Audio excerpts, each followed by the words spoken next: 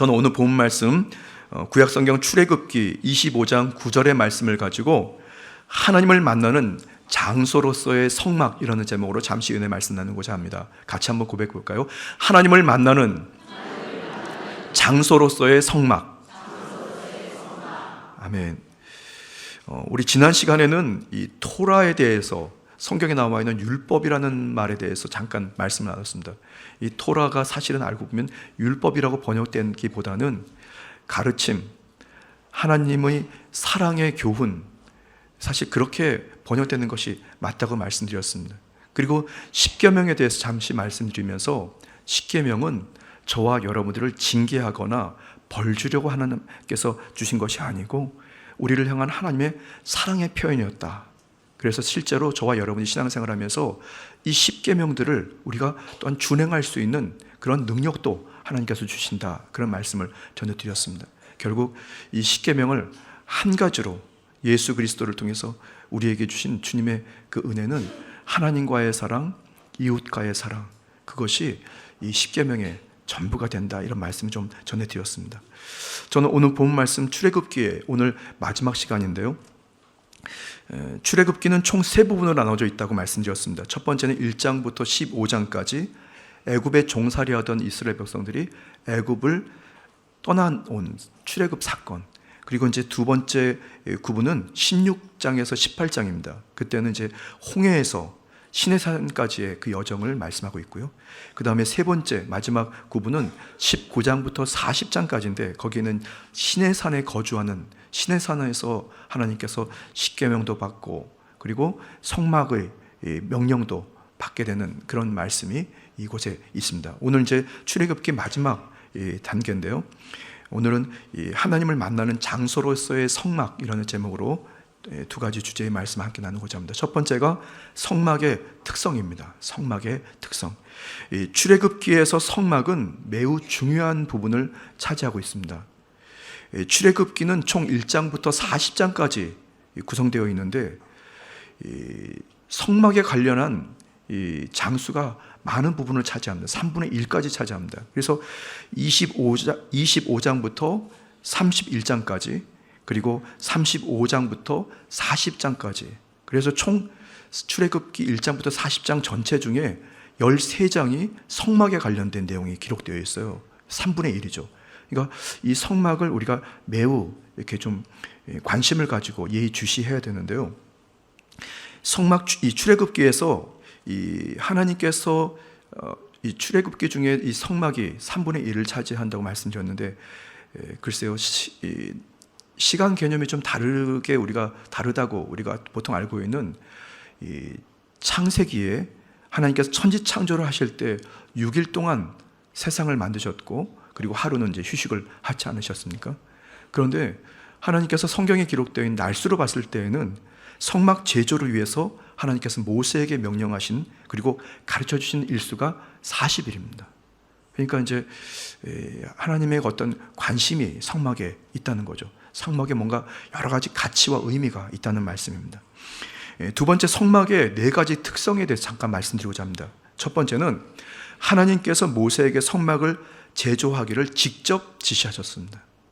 어떤 이제 상징물이라든가 이렇게 한 것이 아니고 직접 이렇게 길이는 얼마, 재료는 뭘로 하고, 언제 어떻게 만들고, 각도는 어떻게 된다, 이런 것을 말씀하고 있는데요, 출애굽기 25장 9절 말씀입니다. 물은 내가 내게 보이는 모양대로 장막을 짓고 기구들도 그 모양을 따라 지을지니라. 오늘 본문 말씀입니다.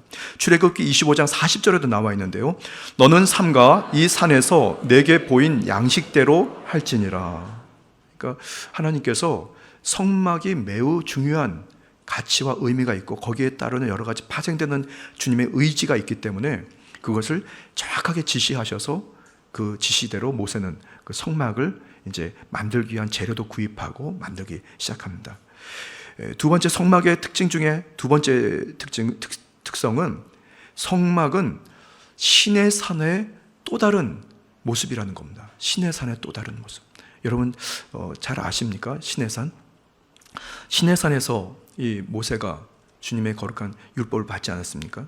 신의 산은 세 가지로 구분될 수 있는데, 산기슭, 그 다음에 중턱, 그리고 산 정상을 얘기합니다. 그게 왜 세 가지로 구분하냐면 이 시내산에 오를 수 있는 그 사람들을 세 단계로 구분합니다. 그래서 산 기슭에는 이스라엘 백성들이 있을 수 있고, 그 다음에 산 중턱에는 장로들이 머물 수 있고, 산 정상에는 모세만이 오르게 된다는. 그러니까 이제 그 주님께서 어떤 그 위치를 정해놨는데요. 성막도 가만히 보면 세 그룹으로 나눠져 있습니다. 지금 한번 사진에 보여주실 텐데요. 성막은 성막 입구, 여러분 사진 보시면서 이제 이 오른쪽에 이 동쪽 문이 있거든요. 거기 입구부터 시작해서 이렇게 천막이 쳐져 있는 그 성소 앞까지, 거기를 이제 한 구분으로 짓고, 그 다음에 성소 문을 열고 들어가면 그 안에 성소가 있습니다.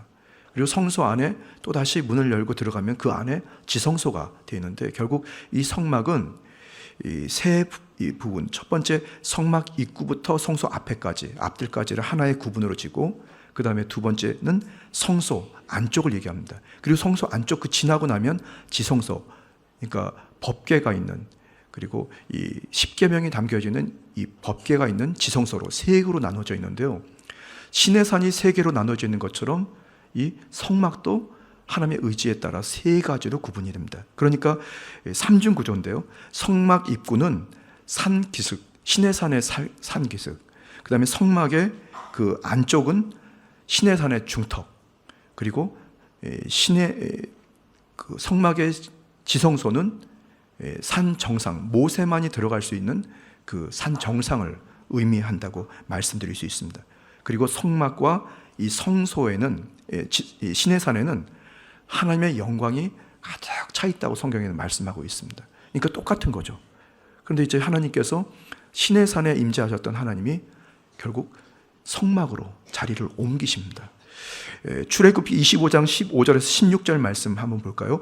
모세가 산에 오르매 구름이 산을 가리며 야훼의 영광이 시내산 위에 머무르고 구름이 엿새 동안 산을 가리더니 일곱째 날에 야훼께서 구름 가운데에서 모세를 부르시니라. 모세를 하나님께서 시내산으로 부르십니다. 그리고 그 시내산에 하나님의 그 강한 영광이 임재가 있습니다. 또 출애굽기 40장 34절 말씀입니다. 구름이 회막에 덮이고 야훼의 영광이 성막에 충만하며, 성막에도 역시 똑같이 야훼의 영광이 시내산에 이뤘던 야훼의 영광이 그곳에 충만하게 임재했다 말씀합니다. 시내산에 임재하셨던 하나님께서 이제 그곳에서 머물지 않으시고 그곳에서 성막으로 위치를 이동하십니다. 그리고 십계명 돌판을 넣었던 이 법궤가 있었던 그 성막, 그 법궤에 있었던 그 성막의 지성소, 그곳에 주님께서 임재하십니다. 그래서 낮에는 이 구름 기둥으로, 밤에는 불 기둥으로 하나님께서 이곳에 계시다라고 하는 표시를 이스라엘 백성들에게 보여주신 거죠. 그러니까 시내산 정상에 있었던 하나님의 영광 임재가 성막으로 위치를 이동합니다. 출애굽기 25장 21절 말씀입니다. 속죄소를 궤 위에 얹고 내가 내게 줄 증거판을 궤 속에 넣어라. 거기에 이제 하나님의 임재하심의 은혜가 있게 된 거죠. 하나님께서 법궤와 함께 성막에 임재하시면서 이스라엘 백성들을 그렇게 이끌어 가십니다. 그래서 이제 이 낮에든지 밤이든지 구름 기둥과 불 기둥이 움직이기 시작하면 이스라엘 백성들은 성막을 다 철거해 가지고 보따리 다 싸서 그들이 이제 이 불 기둥과 구름 기둥이 움직이는 방향으로 그냥 따라가게 되는 거죠. 임재를 따라가게 되는 것입니다. 성막은 하나님과 백성의 만남의 장소가 됩니다. 세 번째 특성인데요. 이 성막의 네 가지 특성에 대해서 지금 말씀드리고 있는데, 첫 번째는 하나님께서 모세에게 성막을 직접 이렇게 제조하라, 만들라 지시하신 것이었고, 두 번째 특성은 성막은 시내산의 또 다른 모습입니다라는 말씀입니다. 그리고 그 거룩의 단계에 따라 세 가지로 구분됐다 말씀드렸고요. 세 번째 성막의 이 특징은 성막은 하나님과 백성의 만남의 장소가 됩니다. 그런데 이제 그동안 하나님과 이스라엘 백성들이 만났다기보다는 하나님과 모세가 만났지 않았습니까? 출애굽기 25장 8절 말씀입니다. 내가 그들 중에 거할 성소를 그들이 나를 위하여 짓되, 이렇게 말씀하고 있습니다. 여기서 말씀하는 거할 성소, 그거는 하나님께서 거하시는 만남의 장소를 지칭합니다. 시내산 위에 계시는 하나님께서 이제 시내산에서 아래로 내려오시는 하나님으로 바뀌게 되고, 하나님께서는 이제 성막을 걸어다니는 시내산의 모습으로 하나님께서 쓰시는 거죠. 하나님께서 인간의 한 복판으로 들어오신 겁니다. 그렇죠. 멀찌감치 아무나 갈 수 없었던 시내산 정상에 임재하셨던 하나님께서 이스라엘 백성들이 눈으로 보고 느끼게 되는 불기둥으로 또 구름기둥으로, 그리고 그것이 움직이면서 이스라엘 백성들이 실제로 하나님이 임재하신다 하고 하는 그 존재를 느끼게 되는 것입니다. 이제부터 이스라엘 백성들과 하나님께서 함께 하신다라고 하는 주님의 그 뜻이 이 성막에 담겨져 있는 것입니다. 여러분들이 아시는지, 아마 지난번에 우리가 수업이 아니죠, 우리 성경 공부를 할 때 들었던지 기억나시는지 모르겠습니다. 이 에덴 동산에서 아담과 하와가 하나님과 함께 동거동락했습니다. 에덴 동산에서 말이죠. 그런데 아담과 하와가 그 먹지 말았던 선악과를 먹게 되면서 죄를 짓고 하나님과 관계가 단절이 됩니다. 그게 이제 원역사라고 해서 그런 이제 하나님과의 관계 단절이 이루어지게 되는데요. 그때 이후로 하나님께서는 이스라엘 백성 아담과 하와 함께 있었던 그런 복된 생애라기보다는 하나님께서 특정 대상들을 만나셨습니다. 여러분 잘 아시는 이 족장 중에 첫 번째 족장이었던 아브라함과 주님은 수시로 만나셨습니다. 그리고 야곱 족장과는 단 2번 만나셨습니다.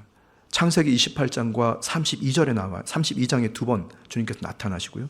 요셉에게는 하나님께서 한 번도 만난다는 말씀이 성경에 없습니다. 점점 하나님께서 그 만나는 빈도 횟수가 줄어듭니다. 그렇죠, 여러분. 아담과 하와 때는 함께 동거동락하시다가 그 다음에 죄를 짓고 관계가 끊어지니까, 그럼에도 하나님께서 이 백성들을 사랑하셔서 이 아브라함과 계속해서 소통하시다가, 그리고 야곱은 단 2번, 요셉은 한 번도 없는, 하나님께서 점점 그런 만남의 빈도가 줄어들었던 이 족장사를 지나서 하나님께서 이제 시내산에 모세를 부릅니다. 그리고 이제는 하나님께서 시내산에서 성막을 짓게 하시고 그 지시하신 성막에 하나님께서 내려오십니다. 그리고 이스라엘 백성들과 다시 함께 하시는 거죠.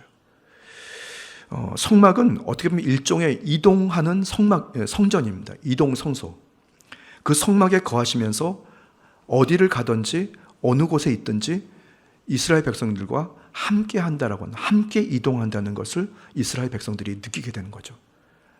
전혀 딴 곳에 계시고 특정 누구만 만났던 하나님께서 이스라엘 백성들과 함께 같이 움직이는 성전으로 이동하신다는 겁니다. 결국 성막은 하나님께서 저와 여러분들에게 찾아 들어오셔서 우리와 함께 하신, 우리가 주님을 찾아간 것이 아니고 주님이 우리에게 찾아 들어오시고 우리와 함께 동거하시고 동락하시는 주님의 은총을 잊게 된 것이 바로 성막의 중요한 의미라는 것입니다. 성막이 바로 그런 중요한 의미가 있습니다. 네 번째, 이 성막의 특성은, 성막은 하나님의 현존을 강하게 느끼는 상징물이 되게 된 거죠. 하나님이 현재 이곳에 계시다, 하나님께서 현재 나와 함께 하신다라는 중요한 상징물이 됩니다. 성막은 일정한 장소를 구분해서 일정한 장소에 구분된 장소로 예배를 드리는 곳이고, 하나님의 현존을 생생하게 느끼고 그리고 하나님과 관계를 유지하는 곳이 성막이었습니다. 물론 하나님께서 특정 장소, 한 장소에 제한돼서 계신 분이 아닙니다. 하나님은 어디든지 계시는 거, 뭐든지 다 알고 계시고 무슨 일이든지 다 할 수 있는 무소부재하신 분 아닙니까? 전지전능하신 분 아닙니까? 성막은 특별한 장소를 구분된 하나님의 임재를 의미했고, 이스라엘 백성들은 그냥 그 하나님의 임재가 나와 함께 한다는 그 사실만으로도 각종 시련과 고난, 자기 안의 갈등, 여러 가지 문제 안에서도 오히려 위안을 얻고 또 평안을 얻고 용기를 얻게 된 것입니다. 성막이 바로 그런 의미가 있어요. 제가 막 서둘러서 지금 말씀을 전하고 있는데요. 여러분, 그런데 출애굽기에 3분의 1을 기록한 많은 부분을 차지하는 이 성막의 그 의미, 근데 성막의 의미를 두 번째, 이제 현대적인 의미로 잠시 한번 우리 생각해 보고자 합니다.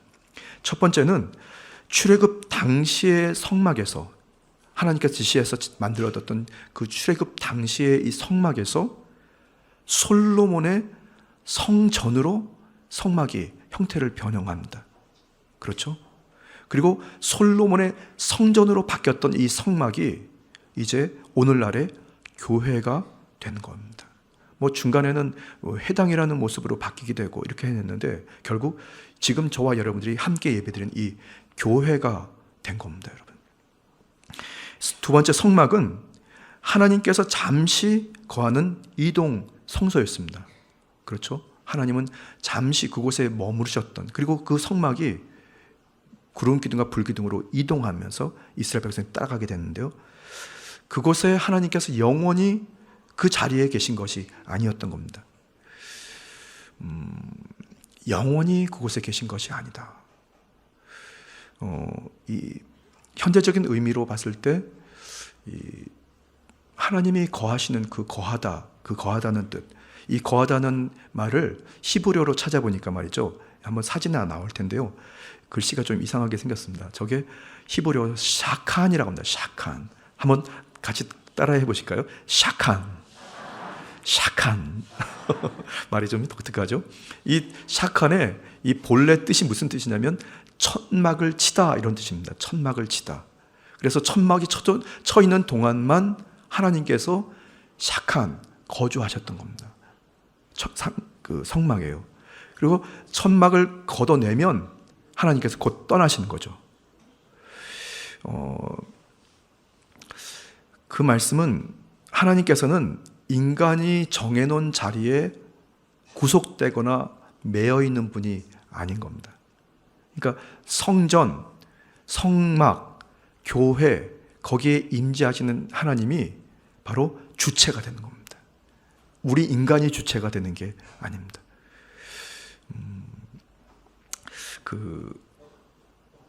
제가 여의도 순복음교회에서 사역을 할 때요, 마포대교를 건너서, 여의도에서 마포대교를 건너서요, 우회전 하면은 거기에 이제 용산이라는 지역이 나옵니다.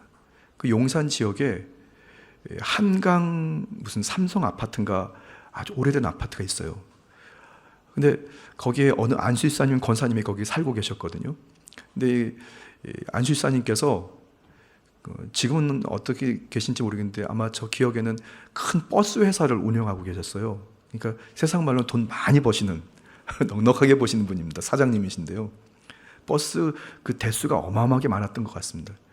그런데 이 안수일사님이 하루는 목사님 이번 주 토요일 날 저희 집 좀 신방 좀 부탁합니다. 그래서 이제 토요일 날 약속을 잡고 신방을 갔어요. 그래서 이제 예배를 드리고 잠깐 다과를 나눴는데 저를 이렇게 이끄셔가지고 목사님 보이세요? 하면서 거실 창문을 커튼을 쫙 치더니 쫙 하면서 저기가 여의도 순복음교회 교회예요, 그런 거예요. 근데 그 한강 건너에서 교회가 보이더라고요. 십자가도 보이고. 야, 그러면서 이 안수일사님이 저는 기도드릴 때 항상 교회를 향해서 기도드립니다.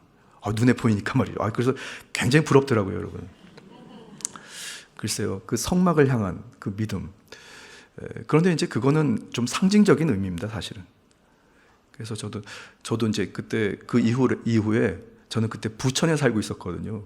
그래서 이 나침판을 좀 해가지고 여의도 방향이 어느 방향인지 이래가지고 저도 이제 기도드릴 때 이제 여의도 방향으로 교회 성전을 향해서 그렇게 기도를 드린 적이 있습니다. 왜냐하면 거기에 하나님께서 거하실 것이라고 생각하고, 근데 하나님은 우리가 정해놨다고 거기에 항상 계시던 건 아니라고 생각합니다. 어떨 때는 우리 중심에도 계시고, 여러분 마음을 먹고 애통하면서 어느 성도를 위해서 기도드리시면 그곳에도 하나님께서 역사하셔서 치료하시면서 함께 하실 줄 믿습니다. 우스갯소리 하나 더 해드릴까요? 근데 그날 토요일 날 예배를 마치고 이제 다가를 하고 있는데, 그리고 저 교회를 보라고 이제 해서 같이 보고 자리에 딱 앉자마자 좀 있더니 뭐가 쾅쾅쾅쾅 막 그 폭탄 터지는 소리가 나는 거예요. 총소리가 나더라고요. 그래서 이게 뭔가 했더니 그날 말이죠. 그 한강 건너서 여의도 쪽에서 그 폭죽 그런 거 있잖아요. 무슨 축제였어요. 불꽃 축제. 네. 와.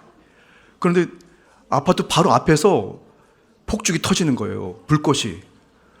야, 진짜 뭐라 그럴까요? 막 무슨 광선이 막 집안으로 들어오는데 말이죠. 놀라겠더라고요. 하여튼 그 광경을 하여튼 그날 처음 봤습니다. 그 이후로는 제가 불꽃 축제 본 적이 한 번도 없습니다. 직접 가서 보지 않았습니다. 그거 바로 눈앞에서 봤던 기억이 나는데요.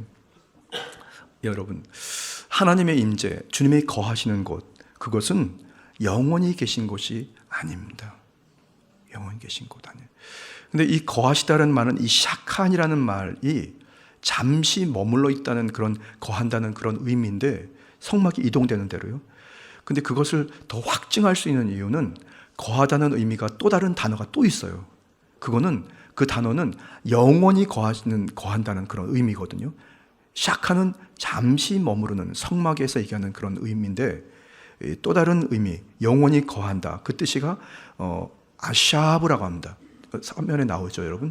거하다, 거주하다 뜻이 히브리어로 샤칸. 이 샤칸은 잠시 거주하는.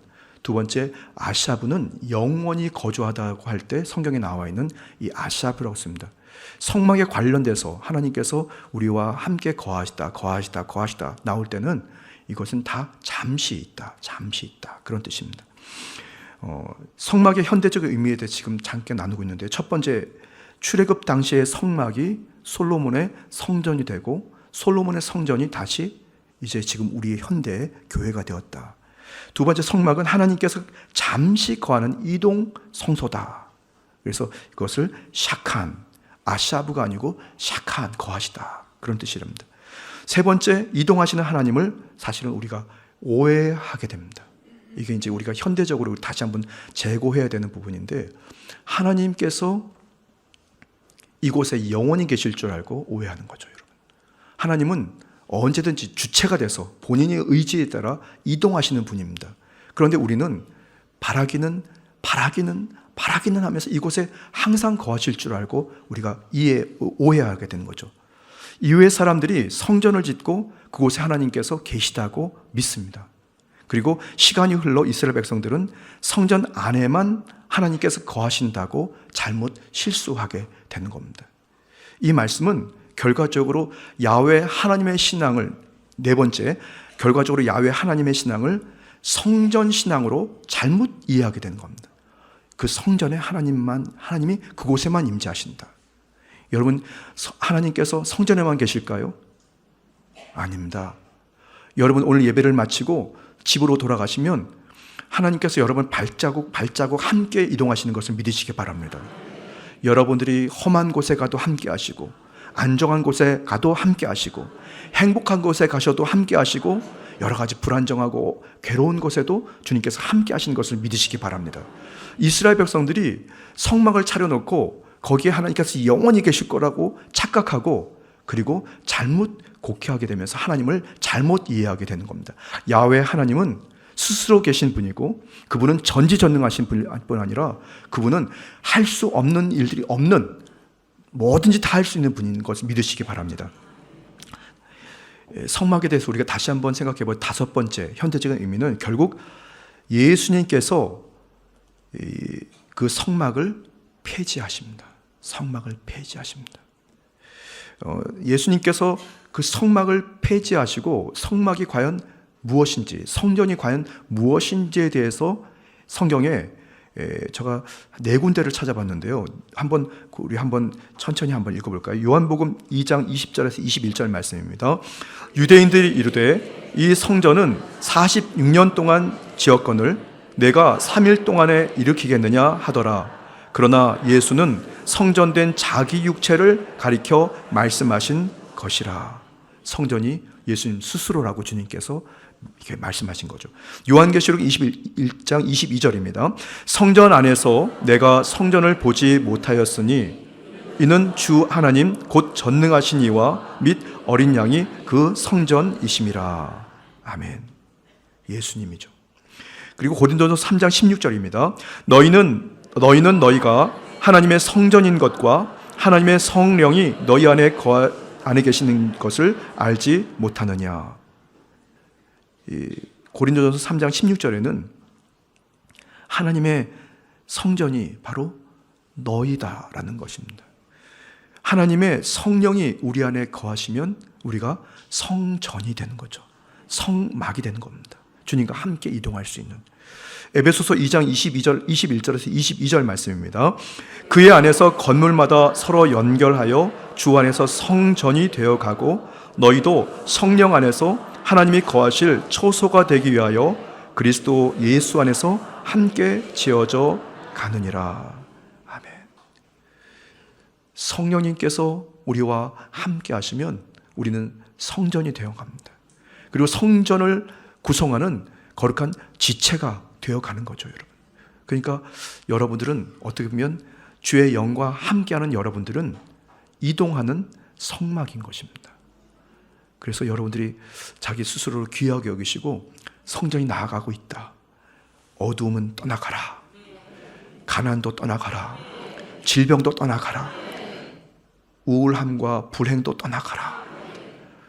성전이 가는 곳에 치료가 있고 부요가 있고 기쁨이 있고 용기가 있고 소망이 있는 것을 믿으시기 바랍니다. 제가 오늘 아침에 이제 우리 18분의 주의 종님들과 아침에 이제 모여서 말씀을 읽고 잠시 기도하고 이렇게 대화를 나눴었거든요. 지난주 토요일 날에는 우리 순복음 강북교회에 학예 침례 축제가 있었습니다. 약 한 130명, 제가 알기로는 142명이라고 들은 것 같은데 약 130명의 성도들이 침례를 받았어요. 그래서 제가 사실은 그날 지나고 나서인가 주일날 우리 윤동석 총무목사님과 잠깐 얘기를 나누다가 목사님, 올해 이렇게 전부 다 침례를 받아놓으니 혹시 내년도에 침례 받을 사람이 없으면 어떡하죠? 제가 그랬어요. 그랬더니 총무목사님 뭐라 그런지 아십니까? 아주 얼굴에 미소를 띠면서 목사님, 작년에도 그랬어요. 작년에 전호연 목사님하고 얘기를 나누다가 올해 침례 다 받아놓으니까 내년에 받을 사람이 없으면 어떡하죠? 그랬어요. 그런데 올해는 더 많이 받았습니다. 그러는 거예요. 제가 그때 딱 느꼈던 게 주여, 제가 믿음이 없습니다. 그래서 목사님하고 얘기를 나누다가 내년도에는 올해 받은 침례 인원보다 2배 아니면 하나님께서 역사하시면 10배. 여러분 믿으십니까?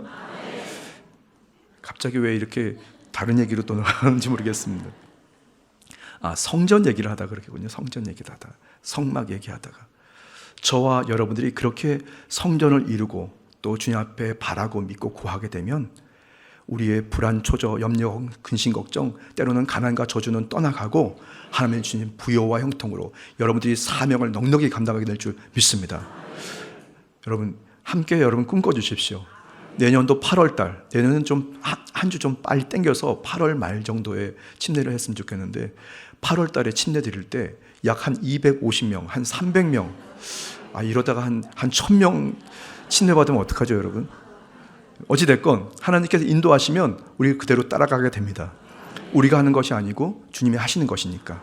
여러분 믿으십니까? 여러분들이 그런 거룩한 성전으로 믿음을 가지고 꿈꾸고 주님께서 이끄시는 방향으로 한 발짝 한 발짝 나가게 되기를 바랍니다. 자, 성막의 성전의 현대적인 의미에서 지금 말씀드리고 있는데요. 첫 번째는 출애굽 당시의 성막이 성전이 되고 성전이 다시 교회가 되었다. 성막은 하나님께서 잠시 거하는 이동 성소다. 세 번째, 이동하는 하나님을 인간이 오해해서 거기에만 하나님이 계신 줄 알고 잘못하게 됩니다. 결과적으로 야훼의 신앙이 성전 신앙으로 잘못 왜곡돼서 예를 들면 중세 때 말이죠. 성 베드로, 성 바오로 성당이라고 하는데 그 성전을 다시 재건축하려고 믿는 이 지도자들, 교계의 지도자들이 정치인들과 야합해서 말이죠, 면죄부를 하는 걸 팝니다, 여러분. 그래서 헌금함에 은전 아니면 금화가 땡그랑 떨어져서 소리가 땡 나면 말이죠, 지옥에 있는 부모님이 띵 하고 천국으로 옮겨진다고. 이 잘못된 거짓된 복음을 전해가지고 사람들을 착취하고 금품을 착취했어요. 이게 뭐냐면 잘못된 신앙이죠, 여러분. 결과적으로 야훼 신앙이 잘못된 성전으로 바뀌게 되었습니다. 근데 그거에 대해서 예수님께서 단호하게 와서 성전을 폐지하십니다. 내가 성전이다. 죄송합니다. 이일섭이 아닙니다. 예수님의 성전입니다. 믿으십니까? 그리고 예수 그리스도의 영이신 성령을 모신 성도가 바로 성전인 것입니다. 성막인 것입니다. 여러분이 나가는 곳에 저주가 끊어진다고 말씀드렸죠. 어둠이 물러간다고 말씀드렸죠. 그리고 귀신들이 떠나가는 것입니다. 마지막으로 이제 6번째 성막의 현대적인 마지막입니다. 6번째, 바른 성전의 개념에 대해서 잠시 말씀드리고 싶은데요. 바른 성전의 개념이라고 하는 것은 건물이 아닙니다. 바로 인격적인 개념이라고 하는 거죠. 성령님을 저와 여러분들이 인격적으로 인정하고 환영하고 모셔드리고 의지하지 않습니까? 그분이 우리 안에 계시면 우리는 성전이 되는 것입니다. 성도는 건물을 짓기 위한 신앙생활을 하는 것이 성도가 아닙니다. 진정한 성전은 하나님의 영이신 성령님을 모시고 살아가는 성도들, 그 성도들이 하나님을 모시고 사람답게 살아가는 것이 바로 성전인 것을 믿으시기 바랍니다. 뚱딴지 같은 그냥 공상 과학 영화에 나오는 어떤 이상한 어떤 물체라든가 형상을 향하는 것이 아니고, 성전은 성령을 모신 성도들이 함께 모여서 하나님께 예배드리는 그 초소가 바로 교회고 성전인 것을 믿으시기 바랍니다. 여기 중요한 것이 하나님의 영이신 성령님이 계시냐 안 계시냐, 이게 매우 중요한 것입니다. 성전의 개념은 보이지 않는 성전인 사람을 세우고 사람을 살리는 신앙이 바로 바른 성전의 개념인 것입니다. 이곳에서 위로받고, 이곳에서 치료받고, 이곳에서 용기를 얻고, 이곳에서 승리한다면 바로 그곳이 교회가 되는 것이죠. 마지막으로 이 말씀 마치고 오늘 말씀을 마칠 텐데요. 제가 언젠가 한 번은 주일 예배를 마치고 여의도 순복음교회에서 사역할 때였습니다. 수요 예배를 마치고 식사를 다 하고, 그날은 왠지 햇살이 좋아가지고 혼자서 아주 낭만 찾으면서 말이죠, 교회 주변을 이렇게 좀 돌았어요. 아무도 없는 교회 주변을. 그런데 성도님들이 다 집으로 환경으로 귀가하시고 난 교회와 성전은 아무것도 아니더라고요, 여러분. 덩그러니 서늘하고 북적북적했던 교회가 아니라고. 성전에서, 교회에서 성도들이 다 집으로 돌아간 빈 성전은 사실은 아무것도 아니더라고요, 여러분. 근데 제가 그때 교회를 바라보면서 그런 생각을 했습니다. 만약에요, 우리 안에 성령이 떠나가시면 저와 여러분의 그 중심과 여러분의 생각과 그 마음 중심에 하나님의 영이신 성령님께서 싹 떠나가시면 저는 아무것도 아니더라고요.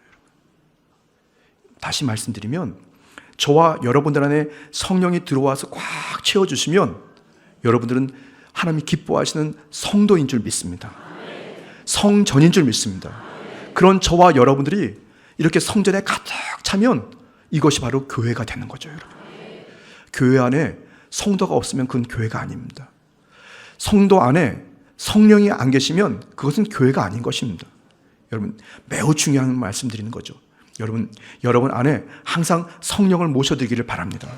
여러분 배에서 생수의 강이 흘러 넘치는 것처럼 성령님께서 펑펑펑 솟아오르시면서 여러분이 기쁨을 가지고 용기를 가지고 승리하는 우리 순복음 강북교회 전 성도가 되시기를 주님의 이름으로 축복합니다. 오늘 성령님께 구하십시오. 성령님 내 안에, 성령님 나의 삶의 자리에 한순간도 떠나지 마십시오. 나와 함께 하셔서 내가 성막이 되고 성전이 되고 교회가 돼서 주님의 그 역할을 살리고 또 돕고 또 구하는 복된 도구가 되게 해주십시오. 여러분 믿음을 가지고 구하는 여러분 되시기를 주님의 이름으로 축복합니다. 기도드리겠습니다. 참으로 좋으신 주님, 하나님 기뻐하시는 주의 성도들이 성전인 성도들이 오늘도 거룩한 교회에 모여서 함께 믿음을 가지고 구하고 주의 성령의 사명을 감당하기를 원합니다. 성령님 역사하셔서 넘치는 은혜와 기적의 은혜를 허락하여 주옵소서. 감사드리며 예수님의 이름으로 간절히 기도드렸습니다. 아멘.